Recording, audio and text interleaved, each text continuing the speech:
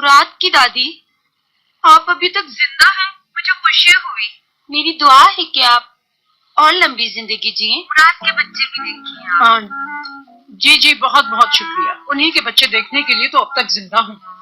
आपको तो मालूम ही होगा, हम लोग आपके घर आना चाह रहे थे, बाकायदा मुराद का रिश्ता लेकर। आप ये तकलीफ क्यों कर रही हैं? बूढ़ी हो गई हैं, इतना सफर करेंगी तो थक जाएंगी, बीमार हो जाएंगी, अस्पताल के चक्कर लगाने पड़ेंगे, और मर गई तो शादी लेट हो जाएगी। और आप ऐसा नहीं चाहेंगी ना कि शादी लेट हो जाए।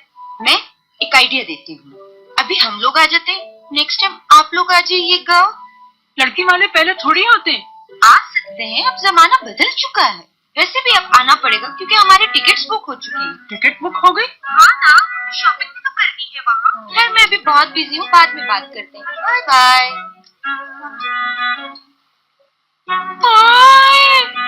उसकी माँ तो